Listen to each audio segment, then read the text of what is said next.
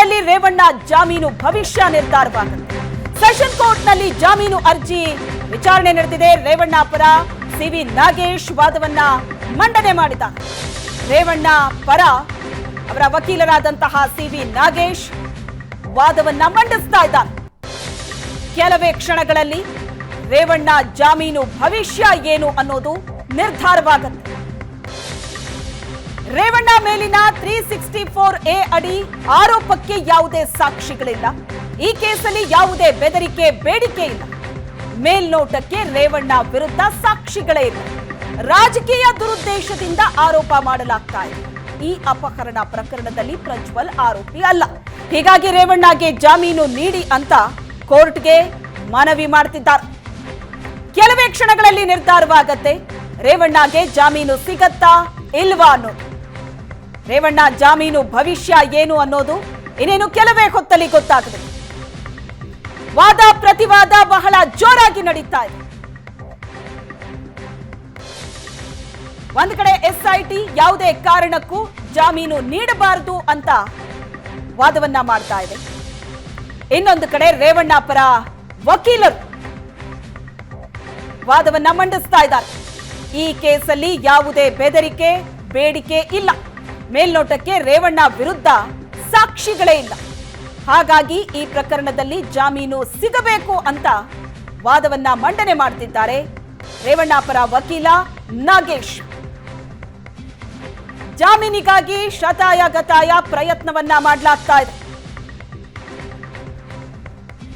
ಕೆಲವೇ ಕ್ಷಣದಲ್ಲಿ ಗೊತ್ತಾಗತ್ತೆ ರೇವಣ್ಣಗೆ ಈ ಪ್ರಕರಣದಲ್ಲಿ ಜಾಮೀನು ಸಿಗತ್ತಾ ಅಥವಾ ಪರಪ್ಪನ ಅಗ್ರಹಾರ ವಾಸವೇ ಮುಂದುವರಿಯುತ್ತಾ ಅಂತ.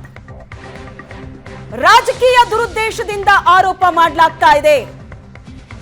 ಮೇಲ್ನೋಟಕ್ಕೆ ಈ ಪ್ರಕರಣದಲ್ಲಿ ರೇವಣ್ಣ ವಿರುದ್ಧ ಯಾವುದೇ ಸಾಕ್ಷಿಗಳಿಲ್ಲ ಅಂತ ರೇವಣ್ಣ ಪರ ವಕೀಲರು ವಾದವನ್ನ ಮಂಡಿಸಿದ್ದಾರೆ. ವಾದ ಪ್ರತಿವಾದ ಆಲಿಸಿದ ನಂತರ ಕೋರ್ಟ್ನಿಂದ ಅಂತಿಮ ಆದೇಶ ಏನ್ ಬರುತ್ತೆ ಅನ್ನೋದನ್ನ ಕಾದು ನೋಡಬೇಕು. ಎರಡೂ ಕಡೆಯಿಂದನೂ ವಾದ ಪ್ರತಿವಾದ ನಡೀತಾ ಇದೆ. ಒಂದು ಕಡೆ ರೇವಣ್ಣ ಪ್ರಭಾವಿ ವ್ಯಕ್ತಿ, ರಾಜಕಾರಣಿ, ಪ್ರಭಾವಿ ಕುಟುಂಬ. ಜಾಮೀನು ನೀಡಿದ್ದೇ ಆದ್ರೆ ಸಾಕ್ಷಿಗಳ ಮೇಲೆ ಅದರ ವ್ಯತಿರಿಕ್ತ ಪರಿಣಾಮ ಇರುತ್ತೆ ಅಂತ ಅವರಿಗೆ ಜಾಮೀನು ಕೊಡ್ಲೇಬಾರದು ಅನ್ನುವಂತಹ ವಾದ ಮಂಡನೆ ಆಗ್ತಾ ಇದೆ. SPP ವಾದ ಮಂಡನೆ ಮಾಡ್ತಿದ್ದಾರೆ. ಅದಕ್ಕೆ ಪ್ರತಿಯಾಗಿ ರೇವಣ್ಣ ಪರ ವಕೀಲರು ಮೇಲ್ನೋಟಕ್ಕೆ ಈ ಪ್ರಕರಣದಲ್ಲಿ ರೇವಣ್ಣ ವಿರುದ್ಧವಾಗಿ ಯಾವುದೇ ಸಾಕ್ಷಿಗಳು ಕೂಡ ಇಲ್ಲ. ಹಾಗಾಗಿ ಅವರಿಗೆ ಜಾಮೀನು ಕೊಡಬೇಕು ಅನ್ನೋ ವಾದವನ್ನ ಮುಂದೆ ಇಡ್ತಾ ಇದ್ದಾರೆ. ರೇವಣ್ಣ ಪರ ವಾದದ ಬಳಿಕ SPP ವಾದ ಮಂಡನೆಗೆ ಅವಕಾಶ. ತನಿಖಾಧಿಕಾರಿ ಮೇಲೆ ಜಡ್ಜ್ ಗರಂ ಆಗಿದ್ದಾರೆ. ವಾದ ಮಂಡನೆ ವೇಳೆ SPPಗೆ ಮಾಹಿತಿ ನೀಡೋದಕ್ಕೆ ತನಿಖಾಧಿಕಾರಿ ಬಂದಿದ್ರು. ಮಾಹಿತಿ ನೀಡೋದಿದ್ರೆ ಎಲ್ಲಿ ಕೊಡಬೇಕು? ಕೋರ್ಟ್ ಡೆಕೋರಂ ಯಾಕೆ ಹಾಳು ಮಾಡ್ತೀರಿ ಅಂತ ಪ್ರಶ್ನೆ ಮಾಡ್ತಾರೆ ಜಡ್ಜ್. ತನಿಖಾಧಿಕಾರಿಯ ನಡೆಗೆ ಜಡ್ಜ್ ಗರಂ ಆಗ್ತಾರೆ. ರೇವಣ್ಣ ಪರ ವಕೀಲರು ವಾದ ಮಾಡಿದ ನಂತರ SPP ವಾದ ಮಂಡನೆಗೆ ಅವಕಾಶವನ್ನ ನೀಡಲಾಗುತ್ತೆ. ತನಿಖಾಧಿಕಾರಿ ಮೇಲೆ ಜಡ್ಜ್ ಗರಂ ಆಗ್ತಾರೆ ಕೋರ್ಟ್ ಹಾಲ್ನಲ್ಲಿ. ವಾದ ಮಂಡನೆಯ ಸಂದರ್ಭದಲ್ಲೇ SPPಗೆ ಮಾಹಿತಿ ಕೊಡೋದಕ್ಕೆ ಅಂತ ತನಿಖಾಧಿಕಾರಿ ಬರ್ತಾರೆ. ಅದಕ್ಕೆ ಜಡ್ಜ್ ಗರಂ ಆಗ್ತಾರೆ. ಮಾಹಿತಿ ನೀಡೋದಿದ್ರೆ ಎಲ್ಲಿ ಕೊಡಬೇಕು ಅಂತ ಪ್ರಶ್ನೆ ಮಾಡ್ತಾರೆ. ಸಂಜೆ 5 ಗಂಟೆಗೆ ರೇವಣ್ಣ ಜಾಮೀನು ಆದೇಶ. ವಾದ ಪ್ರತಿವಾದ ಬಹಳ ಜೋರಾಗಿ ನಡೀತು. ಜಾಮೀನು ಅರ್ಜಿ ವಿಚಾರಣೆ, ಅದರ ವಾದ ಪ್ರತಿವಾದ. ಸಂಜೆ 5 ಗಂಟೆಗೆ ರೇವಣ್ಣ ಜಾಮೀನು ಭವಿಷ್ಯ ಏನು ಅನ್ನೋದು ನಿರ್ಧಾರವಾಗುತ್ತೆ. ಸುದೀರ್ಘವಾದಂತಹ ವಾದ ಪ್ರತಿವಾದ ನಡೀತು. ರೇವಣ್ಣ ಅವರಿಗೆ ಯಾಕೆ ಜಾಮೀನು ನೀಡಬೇಕು ಅಂತ ಅವರ ಪರ ವಕೀಲರು ವಾದ ಮಂಡನೆ ಮಾಡಿದ್ರೆ, ಯಾಕೆ ಅವರಿಗೆ ಜಾಮೀನನ್ನ ಕೊಡಬಾರದು ಅಂತ ಮತ್ತೊಂದು ಕಡೆ ಪ್ರತಿವಾದ ನಡೀತು. ಹಾಗಾದ್ರೆ ರೇವಣ್ಣಗೆ ಜೈಲಾಗತ್ತಾ ಅಥವಾ ಬೇಲ್ ಸಿಗತ್ತಾ?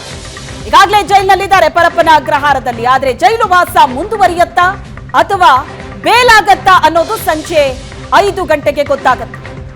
ರೇವಣ್ಣ ಜಾಮೀನು ಭವಿಷ್ಯ 5 ಗಂಟೆಗೆ ನಿರ್ಧಾರವಾಗತ್ತೆ ಇವತ್ತು ಸಂಜೆ. ತೀರ್ಪನ್ನ ಕಾಯ್ದಿರಿಸಿದ್ದಾರೆ ನ್ಯಾಯಾಧೀಶರು 5 ಗಂಟೆಗೆ. ವಾದ ಪ್ರತಿವಾದ ಸುದೀರ್ಘವಾಗಿ ನಡೆದಿದೆ. ತೀರ್ಪು ಹೊರಬೀಳೋದೊಂದೇ ಬಾಕಿ. ನ್ಯಾಯಾಧೀಶರು ತೀರ್ಪನ್ನ ಕಾಯ್ದಿರಿಸಿದ್ದಾರೆ. ಸಂಜೆ 5 ಗಂಟೆಗೆ ಪ್ರಕಟವಾಗುತ್ತೆ. ಇವತ್ತೇ ಜಾಮೀನು ನೀಡಬೇಕೋ ಬೇಡವೋ ಅನ್ನೋದರ ಬಗ್ಗೆ. ಸುದೀರ್ಘ ವಾದ ಪ್ರತಿವಾದದ ನಂತರ ತೀರ್ಪನ್ನ ಕಾಯ್ದಿರಿಸಲಾಗಿದೆ. ರೇವಣ್ಣಗೆ ಯಾಕೆ ಜಾಮೀನು ನೀಡಬೇಕು, ಯಾಕೆ ನೀಡಬಾರದು, ಎರಡು ವಿಚಾರವಾಗಿಯೂ ವಾದ ಪ್ರತಿವಾದ ಬಹಳ ಜೋರಾಗಿ ನಡೆಯಿತು.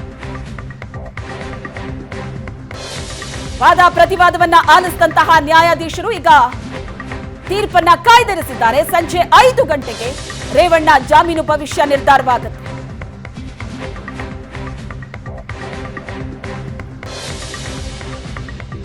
ಈಗಾಗಲೇ ಈ ಪ್ರಕರಣದಲ್ಲಿ ಪರಪ್ಪನ ಅಗ್ರಹಾರ ಸೇರಿರುವಂತ ರೇವಣ್ಣ ಬಚಾವಾಗೋದಕ್ಕೆ ಜಾಮೀನಿಗಾಗಿ ಶತ ಪ್ರಯತ್ನಗಳನ್ನ ನಡೆಸಿದ್ದಾರೆ. ಇವತ್ತು ಜಾಮೀನು ಸಿಗತ್ತೆ ಅನ್ನೋ ನಿರೀಕ್ಷೆಯಲ್ಲಿದ್ದಾರೆ. ಆದ್ರೆ ಜಾಮೀನು ಸಿಗತ್ತಾ ಇಲ್ವಾ? ಸಂಜೆ 5 ಗಂಟೆಗೆ ಸ್ಪಷ್ಟವಾದ ಚಿತ್ರಣ ಸಿಗತ್ತೆ. ರೇವಣ್ಣಗೆ ಜೈಲೋ ಅಥವಾ ಬೇಲೋ ಇವತ್ತೇ ನಿರ್ಧಾರವಾಗುತ್ತೆ. ಸಂಜೆ 5 ಗಂಟೆಗೆ ತೀರ್ಪನ್ನ ನ್ಯಾಯಾಧೀಶರು ಕಾಯ್ದಿರಿಸಿದ್ದಾರೆ. ವಾದ ಪ್ರತಿವಾದದ ಬಳಿಕ ತೀರ್ಪನ್ನ ಕಾಯ್ದಿರಿಸಲಾಗಿದೆ.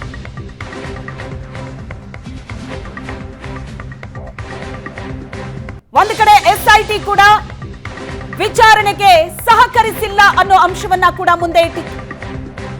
ಜೊತೆಗೆ ಪ್ರಭಾವಿ ವ್ಯಕ್ತಿ ಜಾಮೀನು ಸಿಕ್ಕಿದ್ರೆ ಸಾಕ್ಷಿಗಳ ಮೇಲೆ ವ್ಯತಿರಿಕ್ತ ಪರಿಣಾಮ ಬೀರುತ್ತೆ. ಸಂತ್ರಸ್ತೆಯರು ತನಿಖೆಗೆ ಸಹಕರಿಸೋದಿಲ್ಲ. ಈ ಎಲ್ಲ ಅಂಶಗಳನ್ನ ಮುಂದೆ ಇಡಲಾಯಿತು. ಹಾಗೇನೆ ರೇವಣ್ಣ ಪರ ವಕೀಲರು ಕೂಡ ವಾದವನ್ನ ಮಂಡನೆ ಮಾಡಿದರು. ಈ ಪ್ರಕರಣದಲ್ಲಿ ರೇವಣ್ಣ ವಿರುದ್ಧವಾಗಿ ಯಾವುದೇ ಸಾಕ್ಷಿಗಳಿಲ್ಲ. ಹಾಗಾಗಿ ರೇವಣ್ಣಗೆ ಜಾಮೀನು ನೀಡಬೇಕು, ಈಗಾಗಲೇ ವಿಚಾರಣೆಯನ್ನ ಎದುರಿಸಿದ್ದಾರೆ ಅನ್ನೋ ಅಂಶಗಳನ್ನ ಮುಂದೆ ಇಟ್ಟು ಜಾಮೀನು ಕೊಡಬೇಕು ಅನ್ನೋ ವಾದವನ್ನ ಮಾಡಿದ್ರು ರೇವಣ್ಣ ಪರ ವಕೀಲರಾದ ನಾಗೇಶ್. ಸಂಜೆ 5 ಗಂಟೆಗೆ ನ್ಯಾಯಾಧೀಶರು ತೀರ್ಪನ್ನ ಕಾಯ್ದಿರಿಸಿದ್ದಾರೆ. ಜಾಮೀನು ಭವಿಷ್ಯ ಏನಾಗತ್ತೆ ಹಾಗಾದ್ರೆ ಕಾದು ನೋಡಬೇಕು.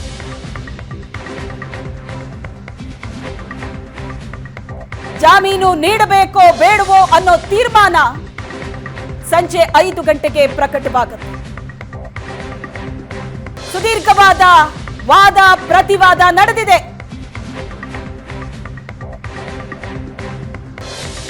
ವಾದ ಪ್ರತಿವಾದದ ಬಳಿಕ ತೀರ್ಪನ್ನ ಕಾಯ್ದಿರಿಸಲಾಗಿದೆ. ಹಾಗಾದ್ರೆ ರೇವಣ್ಣಗೆ ಬೇಲ್ ಸಿಗತ್ತಾ ಅಥವಾ ಜೈಲೇ ಗತಿಯಾಗತ್ತಾ?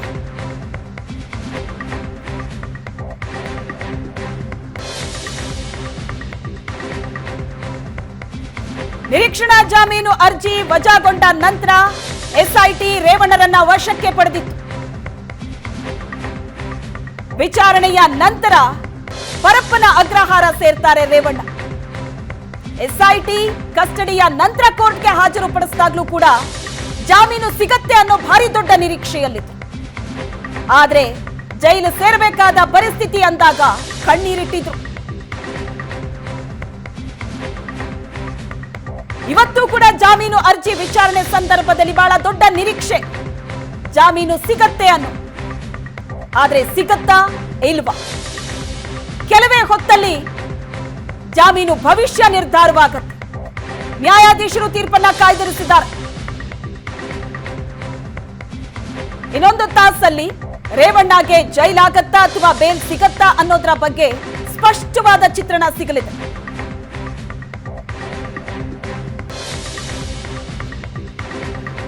ರೇವಣ್ಣ ಪರ ಅವರ ವಕೀಲರಾದ ನಾಗೇಶ್ ವಾದ ಮಾಡಿದ್ರೆ, ಅದಾದ ನಂತರ ಎಸ್ಪಿಪಿ ಕೂಡ ವಾದ ಮಂಡನೆ ಮಾಡ್ತಾರೆ.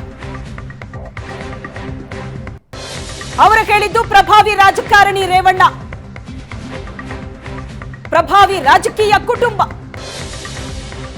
ಒಂದು ವೇಳೆ ಈ ಪ್ರಕರಣದಲ್ಲಿ ಅವರಿಗೆ ಜಾಮೀನು ಕೊಟ್ರೆ ಸಾಕ್ಷಿಗಳ ಮೇಲೆ ಅದರ ಪರಿಣಾಮ ಇರುತ್ತೆ.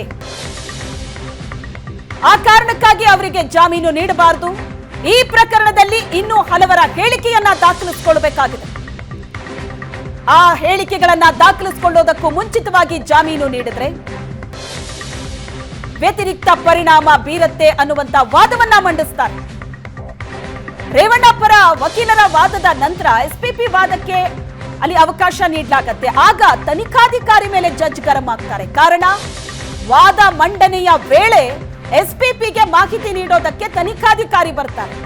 ಮಾಹಿತಿ ನೀಡೋದಿದ್ರೆ ಎಲ್ಲಿ ಕೊಡಬೇಕು ಅದನ್ನ ಅಂತ ಜಡ್ಜ್ ಪ್ರಶ್ನೆ ಮಾಡ್ತಾರೆ. ಈ ಬಗ್ಗೆ ಹೆಚ್ಚಿನ ಡೀಟೇಲ್ಸ್ ಕೊಡ್ತಾರೆ ನಮ್ಮ ಪ್ರತಿನಿಧಿ ರಮೇಶ್, ನೇರ ಸಂಪರ್ಕದಲ್ಲಿದ್ದಾರೆ. ರಮೇಶ್, ಇವತ್ತು ಜಾಮೀನು ಸಿಗತ್ತಾ ರೇವಣ್ಣಗೆ? ಜೈಲೇ ಗತಿಯಾಗತ್ತಾ? ಈ ಪ್ರಶ್ನೆಗೆ ಉತ್ತರ ಇನ್ನೇನು ಕೆಲವೇ ಹೊತ್ತಲ್ಲಿ ಸಿಗತ್ತೆ. ವಾದ ಪ್ರತಿವಾದ ಬಹಳ ಸುದೀರ್ಘವಾಗಿ ನಡೀತು. ಸೊ ಏನೇನಾಯ್ತು ಕೋರ್ಟ್ ಹಾಲ್ ಅಲ್ಲಿ? ಎಷ್ಟೊತ್ತಿಗೆ ಹಾಗಾದ್ರೆ ಈಗ ತೀರ್ಪು ಪ್ರಕಟ ಆಗತ್ತೆ? ಎಕ್ಸಾಕ್ಟ್ಲಿ 5 ಗಂಟೆಗೆ ಪ್ರಕಟ ಆಗುತ್ತಾ?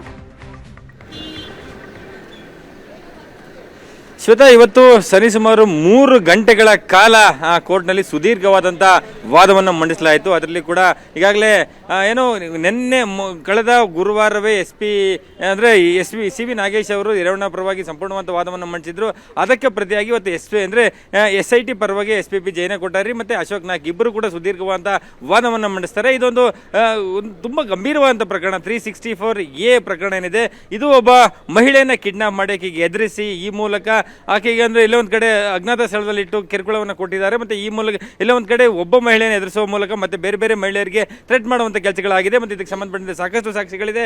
ಮಹಿಳೆ ಕೂಡ ಏನೋ ಈಗಾಗಲೇ ಹೇಳಿಕೆಯನ್ನು ಕೊಟ್ಟಿರುವಂಥದ್ದು. ಆರೋಪಿಗಳೆಲ್ಲ ಒಂದು ಕಡೆ ಆಕೆಯ ಒತ್ತಾಯಪೂರ್ವಕವಾಗಿ ಆಕೆಯಿಂದ ಹೇಳಿಕೆಯನ್ನು ಪಡ್ಕೊಳ್ಳುವ ಮೂಲಕ ತನಿಖೆ ದಾರಿ ತಪ್ಪಿಸುವಂಥ ಕೆಲಸವನ್ನು ಮಾಡಿದ್ದಾರೆ. ಆದರೆ SIT ಮುಂದೆ ಆ ಮಹಿಳೆಯನಿಗೆ ಎದುರಿಸಿ ಬೆದರಿಸಿ ಈ ರೀತಿಯಂತ ಹೇಳಿಕೆಯನ್ನು ಕೊಟ್ಟಿದ್ದಾರೆ. ಸೊ ಹಾಗಾಗಿ ಎಲ್ಲ ಒಂದು ಕಡೆ ಈ ಮೇಲ್ನೋಟಕ್ಕೆ ದಾರಿ ತಪ್ಪಿಸುವಂಥ ಕೆಲಸಗಳಾಗ್ತಾ ಇರುವಂಥದ್ದು. ಯಾವುದೇ ಕಾರಣಕ್ಕೂ ಬೇಲನ್ನು ಕೊಡಬಾರ್ದು ಅನ್ನೋ ನಿಟ್ಟಿನಲ್ಲಿ SPP ಜೈನ ಕೊಟ್ಟಾರಿ ಅವರು ಮತ್ತು ಅಶೋಕ್ ನಾಯ್ಕ್ ಅವರು ಸುದೀರ್ಘವಾದ ವಾದ ಮಂಡನೆಯನ್ನು ಮಾಡಿಸಿದ್ರು. ಜೊತೆಗೆ ಸುಪ್ರೀಂ ಕೋರ್ಟ್ ಮತ್ತು ಹೈಕೋರ್ಟ್ಗೆ ಸಂಬಂಧಪಟ್ಟಂತೆ ಸಾಕಷ್ಟು ಆದೇಶಗಳನ್ನು ನೀಡುವ ಮೂಲಕ ಇಂತಹ ಪ್ರಕರಣಗಳಲ್ಲಿ, ಗಂಭೀರ ಪ್ರಕರಣಗಳಲ್ಲಿ ಜಾಮೀನನ್ನು ಕೊಡಲಿಕ್ಕೆ ಹೈಕೋರ್ಟ್ಗಳು, ಸುಪ್ರೀಂ ಕೋರ್ಟ್ಗಳು ಸಾಕಷ್ಟು ಅಂದರೆ ಆದೇಶಗಳಿರುವಂಥದ್ದು, ಕೊಡಬಾರ್ದು ಅನ್ನುವಂಥ ನಿಟ್ಟಿನಲ್ಲಿ ವಾದವನ್ನು ಮಂಡಿಸಿದ್ರು. ಅದಕ್ಕೆ ಸಂಬಂಧಪಟ್ಟಂತೆ ಕೇಸಿಗೆ ಸಂಬಂಧಪಟ್ಟಂತೆ ಇಲ್ಲಿಯವರೆಗೆ ಏನಾಗಿದೆ ಅನ್ನುವಂಥ ನಿಟ್ಟಿನಲ್ಲಿ ಒಂದಷ್ಟು ಕೇಸ್ ಡೈರಿ ಅಂದರೆ CD ಕೊಡುವಂಥದ್ದು ಮತ್ತು ಕೆಲವು ಸಂತ್ರಸ್ತ ಮಹಿಳೆಯರು ಕೊಟ್ಟಂಥ ಹೇಳಿಕೆಯ ಪ್ರತಿಗಳನ್ನು ಸೀಲ್ಡ್ ಕವರ್ನಲ್ಲಿ ಕೋರ್ಟ್ಗೆ ಕೊಡುವ ಮೂಲಕ ಈ ಪ್ರಕರಣದ ಗಂಭೀರತೆ ಏನಾಗಿದೆ ಅನ್ನುವಂಥದ್ದನ್ನು SPP ಉತ್ತರ ಕೊಡುವಂಥ ಕೆಲಸವನ್ನು ಮಾಡಿದ್ರು ಮತ್ತು ಅದೆಲ್ಲವೂ ಕೂಡ ಮಾಹಿತಿಯನ್ನು ಕೊಟ್ಟರು. ಅದಕ್ಕೆ ಪ್ರತಿಯಾಗಿ ಸಿ ವಿ ನಾಗೇಶ್ ಅವರು ಮತ್ತೆ ರಿಪ್ಲೈ ಅನ್ನುವಂಥದ್ದು ಅಂದರೆ SIT ಕೊಟ್ಟಂಥ ಒಂದು ಆದೇಶ, ಒಂದು ವಾದಕ್ಕೆ ಒಂದು ಉತ್ತರವನ್ನು ಕೊಡುವಂಥ ಕೆಲಸಗಳನ್ನು ಮಾಡಿತು. ಯಾವಾಗ SPP SIT ಕೊಟ್ಟಂಥ ಏನು ಹೇಳಿಕೆಗಳಿದೆ ಅದೇ ಅಂದರೆ ಕೆಲವು ಕೇಸ್ಗಳೇನಿದೆ ಅದೆಲ್ಲವೂ ಕೂಡ ಯಾವುದೋ ಒಂದು ಪ್ರಕರಣದಲ್ಲಿ ಒಬ್ಬ ಮಹಿಳೆಯನ್ನು ಅಥವಾ ಒಬ್ಬ ವ್ಯಕ್ತಿಯನ್ನು ಕಿಡ್ನಾಪ್ ಮಾಡಿ ಒತ್ತೆಯಾಳಾಗಿಟ್ಕೊಂಡು ಬೆದರಿಸಿ ಅಂದರೆ ರ್ಯಾನ್ಸಮನ್ನು ಪಡ್ಕೊಂಡು ಹಣಕ್ಕೆ ಬೇಡಿಕೆ ಇಡುವಂಥದ್ದು, ಜ್ಯುವೆಲ್ರಿ ಬೇಡಿಕೆ ಇಡುವಂಥದ್ದು, ಇಂತಹ ಪ್ರಕರಣಗಳಲ್ಲಿ ಅದು ಅಪ್ಲೈ ಆಗುವಂಥ ಕೇಸ್ಗಳನ್ನ ಕೊಟ್ಟಿದ್ದಾರೆ ಹೊರತು ಈ ಪ್ರಕರಣದಲ್ಲಿ ರೇವಣ್ಣ ಆಗಲಿ ಅಥವಾ ಬೇರೆ ಆರೋಪಿಗಳಾಗಲಿ ಮಹಿಳೆಯನ್ನು ಒತ್ತೆಯಾಳಾಗಿಟ್ಕೊಳ್ಳೋದು, ಕಿಡ್ನಾಪ್ ಮಾಡುವಂಥದ್ದು ಮಾಡಿಲ್ಲ. ಮತ್ತು ಈ ಮಹಿಳೆ ಅಂದರೆ ಅದೇ ಆರೋಪಿಯ ರೇವಣ್ಣ ಅವರ ಮನೆಯಲ್ಲಿ ಸಾಕಷ್ಟು ವರ್ಷಗಳ ಕೆಲಸವನ್ನು ಮಾಡಿದ್ದಾರೆ. ಈ ಬರಲಿಕ್ಕೆ ಹೇಳಿದ್ದಾರೆ, ಹಾಗಾಗಿ ಹೋಗಿದ್ದಾರೆ ಹೊರತು ಇಲ್ಲಿ ಯಾವುದೇ ರೀತಿ ಅಂತ ಒತ್ತಾಯಪೂರ್ವಕವಾಗಿ ಅಬ್ಡಕ್ಷನ್ ಮತ್ತು ಕಿಡ್ನಾಪಿಂಗ್ ನಡೆದಿಲ್ಲ ಮತ್ತು ಯಾವುದೇ ಬೇಡಿಕೆಗಳಿಲ್ಲ. ಸೊ ಹಾಗಾಗಿ SPP ಕೊಟ್ಟಂತ ಏನು ಹೈಕೋರ್ಟ್, ಸುಪ್ರೀಂ ಕೋರ್ಟ್ ಸೈಟೇಷನ್ಗಳು ಈ ಒಂದು ಪ್ರಕರಣಕ್ಕೆ ಅನ್ವಯ ಆಗೋದಿಲ್ಲ.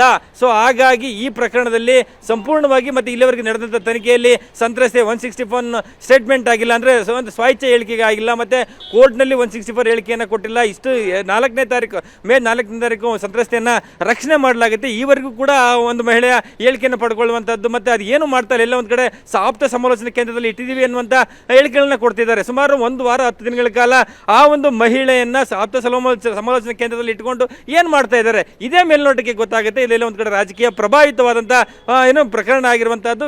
ಸುಮ್ಮನೆ ತಮ್ಮ ಆರೋಪಿ ಮೇಲೆ ಆರೋಪಗಳನ್ನು ಮಾಡ್ತಾ ಇರುವಂಥದ್ದು. ಈ ಒಂದು ಪ್ರಕರಣದಲ್ಲಿ ಜಾಮೀನನ್ನು ಕೊಡಬೇಕು ಅನ್ನೋ ನಿಟ್ಟಿನಲ್ಲಿ ವಾದವನ್ನು ಮಂಡಿಸ್ತಾರೆ. ಮತ್ತು ಇದಾದ ನಂತರ ಅಂದರೆ ಇವು ಸಾಮಾನ್ಯವಾಗಿ ಒಂದು ಬೇಲ್ ಪಿಟಿಷನ್ ಆದರೆ ಅರ್ಜಿದಾರರು ವಾದವನ್ನು ಮಾಡ್ತಾರೆ. ಅದಕ್ಕೆ ಸರ್ಕಾರಿ ಪರ ವಕೀಲರು ವಾದ ಮಾಡಿದ್ಮೇಲೆ ಅದಕ್ಕೆ ರಿಪ್ಲೈ ಕೊಡುವಂಥದ್ದು. ಅದಾದ ಮೇಲೆಯೂ ಮತ್ತೆ SPP ಅವರು ವಾದವನ್ನು ಮಾಡಲಿಕ್ಕೆ ಮುಂದಾಗ್ತಾರೆ. ಅದಕ್ಕೆ ಸಿ ವಿ ನಾಗೇಶ್ ಅವರು ಒಂದು ಅಂದರೆ ಆಕ್ಷೇಪವನ್ನು ವ್ಯಕ್ತಪಡಿಸ್ತಾರೆ. ಇದು ಯಾವ್ದು ರಿಪ್ಲೈ ಕೊಡುವಂಥದ್ದು ಎಲ್ಲಿಯ ಕಾನೂನಿದೆ, ಇದು ಅವಕಾಶವನ್ನು ಮಾಡಿಕೊಡಬಾರ್ದು ಅನ್ನುವಂಥದ್ದು. ಮತ್ತು ಅಲ್ಲಿಗೂ ಕೂಡ ಕೆಲ ನಿಮಿಷಗಳ ಕಾಲ ವಾದವನ್ನು ಮಂಡಿಸಿದಂಥ ಜೈನ ಕೊಟ್ಟಾರಿ SPP ಅವರು ಮತ್ತೆ ಒಂದಷ್ಟು ರಿಟರ್ನ್ ಆರ್ಗ್ಯುಮೆಂಟನ್ನು ಕೊಡಲಿಕ್ಕೆ ಹೋಗ್ತಾರೆ. ಸೊ ಈ ರೀತಿ ರಿಟರ್ನ್ ಆರ್ಗ್ಯುಮೆಂಟ್ ಕೊಡುವಂಥದ್ದು ಕಾನೂನಿಗೆ ವಿರೋಧವಾಗಿರುವಂಥದ್ದು. ಅಂದರೆ ಇಷ್ಟೊಂದು ಸುದೀರ್ಘವಾದ ವಾದ ಮಂಡನೆ ಮಾಡಿದ ನಂತರವೂ ಯಾಕೆ ನೀವು ರಿಟರ್ನ್ ಆರ್ಗ್ಯುಮೆಂಟನ್ನು ಕೊಡ್ತಿದ್ರಿ, ಇದು ಅವಕಾಶವನ್ನು ಮಾಡಿಕೊಡಬಾರ್ದು ಅಂತೇಳಿ ಸಿ ವಿ ನಾಗೇಶ್ ಅವರು, ರೇವಣ್ಣ ಪರ ವಕೀಲರು ಒಂದಷ್ಟು ತಕರಾರುಗಳನ್ನು ಮಾಡ್ತಾರೆ. ಸೊ ಅದಾದ ನಂತರವೂ ಕೂಡ ಮತ್ತೆ ಅವರು ರಿಟರ್ನ್ ಸಬ್ಮಿಷನ್ ಕೊಟ್ಟಿದ್ದೆ ಅದಲ್ಲಿ ಅದಕ್ಕೆ ನಾವು ಉತ್ತರ ಕೊಡಬೇಕಾಗುತ್ತೆ. ಸೊ ಇದನ್ನ ಕೋರ್ಟ್ಗೆ ಮೊದಲೇ ಅಂದರೆ ಅದನ್ನು ತಿಳಿಸ್ಬೇಕು, ಮೆಮೊ ಹಾಕಿ ತಿಳಿಸ್ಬೇಕಂಥದ್ದು. ಇಲ್ಲ ಒಂದು ಕಡೆ ಯಾವುದು ಫೇರ್ ಆದಂಥ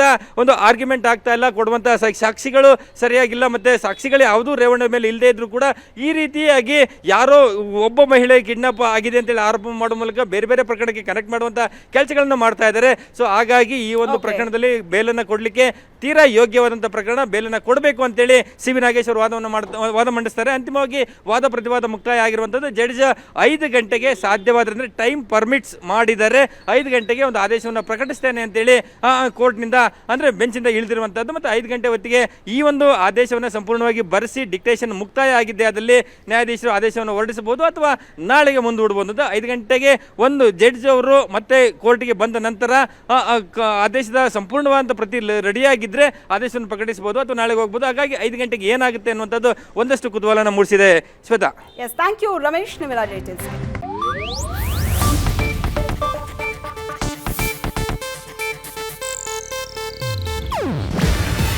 ಇದು ಏಷ್ಯಾನೆಟ್ ನ್ಯೂಸ್ ನೆಟ್ವರ್ಕ್ ಪ್ರಸ್ತುತಿ. ನೀವು ನೋಡ್ತಿದ್ದೀರಾ ಏಷ್ಯಾನೆಟ್ ಸುವರ್ಣ ನ್ಯೂಸ್.